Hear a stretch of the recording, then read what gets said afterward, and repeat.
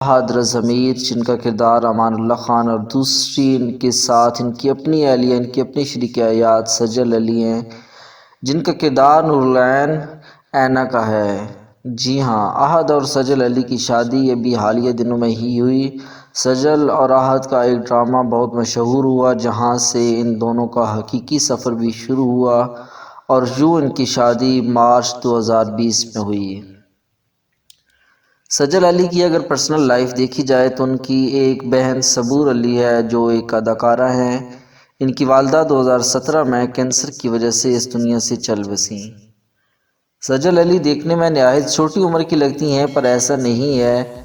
کافی مشکوک شبہات ہیں کہ ان کی عمر بہت کم ہے، لیکن ان کی عمر اور ان کی تاریخ پیدائش 17 جنوری 1994 ہے۔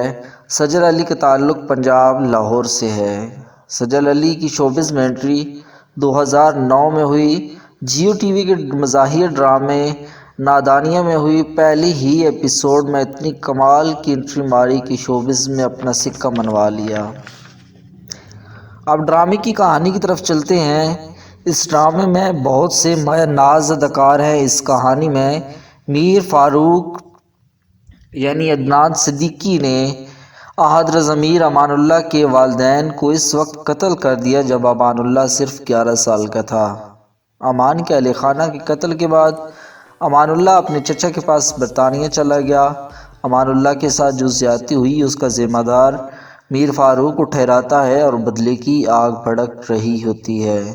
اب امان اللہ بڑا ہو گیا ہے۔ اپنے مرحوم چچا کی بے بہا دولت کے ساتھ امان اللہ ایک نئی شناخت کے ساتھ اینا یعنی سجل علی میر فاروق کی بیٹی کے ساتھ شادی کا منصوبہ بناتا ہے۔ میر فاروق کی صفاقی اس ڈرامے میں یوں ہی ہے کہ اس نے اپنی بیوی میرا سیٹھی کو بھی خود قتل کیا تھا اور بتایا کہ میری بیوی ایک کار حادثے میں فوت ہوئی ہے۔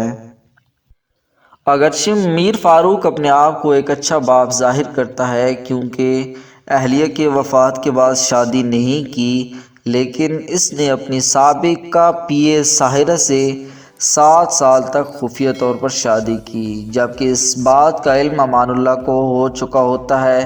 اس نے مضبوط ایویڈنس تصاویر سمیت میر فاروق کو بلیک میل کیا۔ علی بخش جو کہ میر فاروق کا خادم بلکہ یوں کہیں ضرورت سے زیادہ اعتماد والا خادم، جس کو اس کی شادی اور اس کے سارے کارناموں کا علم ہوتا ہے۔ ادھر امان اپنے دشمن میر فاروق سے انتقام کا منصوبہ بناتا ہے۔ حقیقت یہ تھی کہ امان کا کوئی ارادہ نہیں تھا اینا سے محبت کرنے کا، جسے صرف اپنے دشمن کی بیٹی اور اپنا شکار سمجھتا تھا۔ اینا کو صرف استعمال کرنا چاہتا تھا۔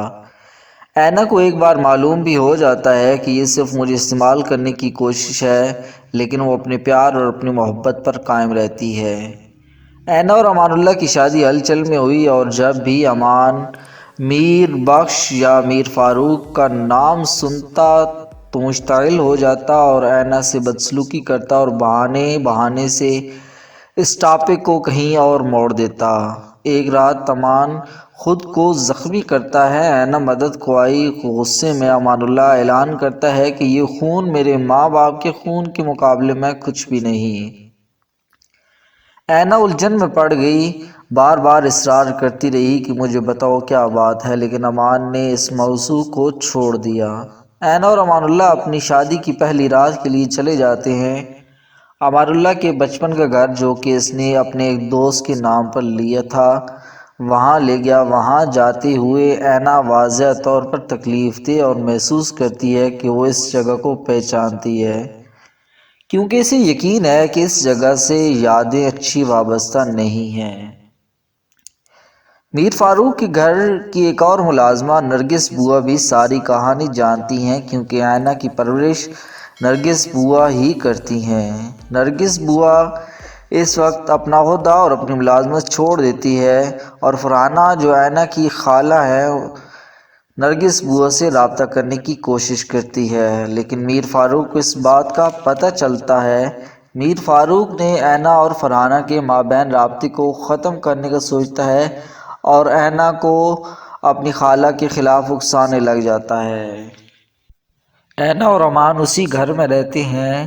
لیکن نینا دن بدن زیادہ سے زیادہ بے چین ہو رہی ہوتی ہے کہ اس جگہ سے یادیں وابستہ ہیں، مجھے کچھ یاد نہیں آ رہا۔ ان یادوں کی چمک ہمیشہ چمکتی دمکتی رہتی ہے، لیکن نینا بہت پریشان اور مایوس ہے۔ ناظرین، اس ڈرامے کی کہانی ابھی یہاں پہ ختم نہیں ہوئی، ابھی بہت ساری باقی ہے۔